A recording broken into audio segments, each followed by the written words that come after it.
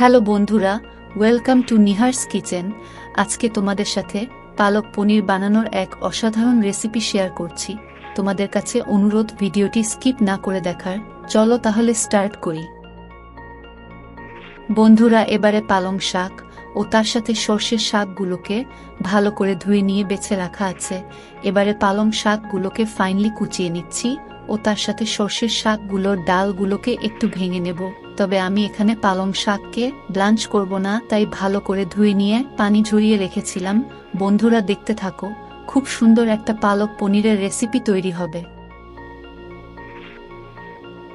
এবারে কয়েকটা রসুনের কোয়া, আদার একটা টুকরো ও তার সাথে 4টে কাঁচা লঙ্কা নিয়েছি। এগুলো হামালদিস্তাতে দিয়ে একটা মিহিন পেস্ট করে নেব। হামালদিস্তাতে মশলাটা কুটিয়ে নেওয়ার সুবিধে কি সেটা আপনাদেরকে পরে বলছি, দেখতে থাকুন। ও তার সাথে 2টো বড় সাইজের পেঁয়াজ নিয়েছি। এগুলোকে যতটা সম্ভব ফাইনলি কাটতে হবে। এবারে কড়াইয়ের মধ্যে 5 থেকে 6 বড় চামচের পরিমাণ মতন সরিষার তেল দিয়ে দিয়েছি। যেহেতু এটা সরিষার তেল, তাই একটু ধোয়া ওঠা পর্যন্ত ওয়েট করব। তেলটা গরম হয়ে গেলেই ওর মধ্যে সব থেকে বেসিক জিনিস গোটা জিরে দিচ্ছি ফোড়ন দেবার জন্য। ও তার সাথে যদি পালক পনিরকে স্পাইসি বানাতে চান তাহলে অবশ্যই শুকনো লঙ্কা দেবেন। ভালো করে এগুলোকে কিছু সময়ের জন্য একটু নেড়ে চেড়ে নেব। এবারে মশলা দেওয়ার সময় আর তোমাদেরকে বলেছিলাম হামালদিস্তাতে মশলা কুটিয়ে নেওয়ার সুবিধে কি।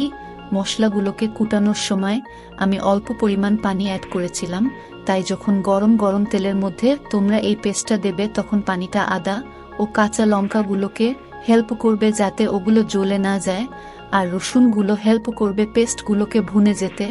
আর যেমন যেমন পানিটা চলে যাবে রসুনগুলো ভুনতে থাকবে, আর এই ফাঁকে আদাটা জ্বলে না গিয়ে কোনো প্রকার তেতো ভাব আনবে না। দেখো বন্ধুরা, কত সুন্দর ব্যাপার, তাই না? এবারে ফাইনলি কুচিয়ে নেওয়া পেঁয়াজগুলো দিয়ে দেব কড়াইতে। আমি প্রত্যেকবারই তোমাদেরকে বলি পেঁয়াজগুলোকে একটু বাদামি করে ভাজতে হবে, বাট এখানে বলছি না, জাস্ট ওদের রংটা একটু চেঞ্জ হওয়া পর্যন্তই ফ্রাই করতে হবে। এবারে টমেটো পিউরি দিয়ে দিচ্ছি। টমেটোর জন্য কড়াইতে পানি দেওয়া হয়ে গেল। এরপরে এক এক করে মশলাগুলো দিতে হবে, আর এই পানি দেওয়ার ফলে মশলা দেওয়ার সময় ওগুলো জ্বলেও যাবে না। এবারে কড়াইতে 1 টিস্পুন পরিমাণ হলুদ গুঁড়ো ও তার সাথে লাল লঙ্কার গুঁড়ো দিয়ে ভালো করে একটু নেড়ে চেড়ে নিয়ে এবারে স্বাদ অনুযায়ী লবণ দিয়ে দেব।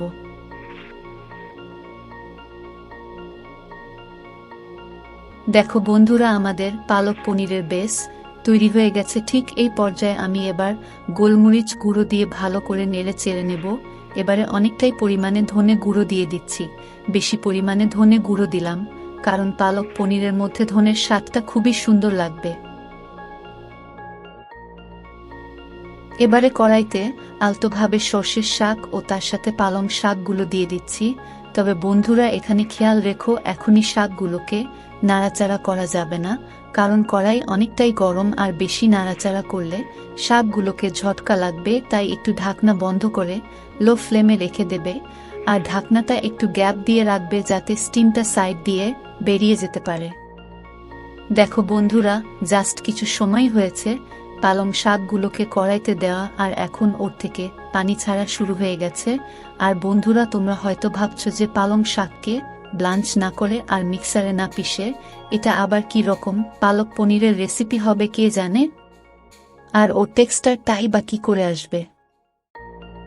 বন্ধুরা, দেখতেই থাকো না, কি অসাধারণ রেসিপি হতে চলেছে। তবে এখন শুধু ঢাকা দিয়ে দিয়ে ওর পানিটা কিছুটা শুকিয়ে যেতে দেব। আর বন্ধুরা, যেটা তোমাদেরকে বলেছিলাম পালং শাকের টেক্সচারের কথা, তা ওটা আসবে শুধুমাত্র ভালো ভুনে নেওয়াতে। আমার মনে হয় পালক পনির বানাতে হলে মিক্সারে পালং শাক না পিষে এরমভাবে কষিয়ে কষিয়ে রান্না করলে বেশি স্বাদ হবে। আর এই শাকগুলোকে ঘেটে নেওয়ার প্রসেসটা তোমরা ডাল ঘুটনি দিয়েও ঘেটে নিতে পারবে, ঠিক এরমভাবে। এই দেখো, দেখাই। দেখো বন্ধুরা, মিক্সির দরকারই পড়ল না, আর শাকগুলো কত সুন্দর একটা পেস্টের পর্যায়ে চলে এসেছে। এবারে আমি একটা সিক্রেট ইনগ্রেডিয়েন্ট অ্যাড করছি, সেটা হলো আটা। এই আটা পালক পনিরের মধ্যে দিলে একটা বাইন্ডিং আসবে আর স্টার্চ ইনফিউজ হবে। তবে আটা বা বেসন যেটাই অ্যাড করবে একটু ভালো করে কষিয়ে নেবে আর একটা চিটচিটে ভাব আসবে। আটা দেওয়ার সময় ঘাবড়াবার কোনোই প্রয়োজন নেই ওটাতে। এবারে 2 টেবিল স্পুন পরিমাণ মতন দই অ্যাড করছি। দই অ্যাড করার অনেকগুলোই কারণ। প্রথম হলো রান্নার মধ্যে ময়েশ্চার ইনফিউজ হবে, আর এটা অ্যাড করার ফলে পালং শাকের তেতো ভাবটাও চলে যাবে, আর পালং শাকের মধ্যে একটা খুবই সুন্দর ও শাইনি টেক্সচার আসবে, আর স্বাদটাও অতুলনীয় হয়ে উঠবে। এবারে এই পর্যায়ে গ্যাসের ফ্লেম একদম মিডিয়াম করে দিয়েছি। একটু গরম পানি অ্যাড করছি। ঠান্ডা পানি অ্যাড করলে পালং শাকের টেস্টটা চেঞ্জ হয়ে যাবে। এবারে পনিরগুলো দিয়ে দিচ্ছি কড়াইতে। আমি একদম কাঁচা পনির দিচ্ছি, কারণ আমার এমনি পনির খুবই পছন্দ, আর এই গ্রেভির সাথে কাঁচা পনির খুব ভালো মানাবে। তবে তোমরা যদি চাও ফ্রাই করে নিয়েও দিতে পারো। পনিরগুলো ভালো করে একটু নেড়ে চেড়ে নিচ্ছি, দিয়ে একদম অল্প পরিমাণ গরম মশলা অ্যাড করলাম। এবারে একদম সামান্য পরিমাণ চিনি অ্যাড করছি। তোমরা যদি চাও এটা স্কিপ করতে পারো, সমস্যা নেই। ও তার সাথে কসুরি মেথি দিয়ে দিচ্ছি। আর মেথি পালক পনিরের রেসিপির মধ্যে খুবই অসাধারণ লাগে। এই সব উপকরণগুলো দিয়ে ভালো করে নেড়ে চেড়ে নিয়ে মিক্স করে নেব, দিয়ে ঢাকনা চাপা দিয়ে দেব। একটু গ্যাপ রেখে ঢাকাটা দিতে হবে। বন্ধুরা, তোমাদেরকে এটা খেয়াল রাখতে হবে। এবারে তড়কা লাগাবো, তাই অনেকটাই পরিমাণে মাখন অ্যাড করেছি। তোমরা চাইলে ঘিও দিতে পারো।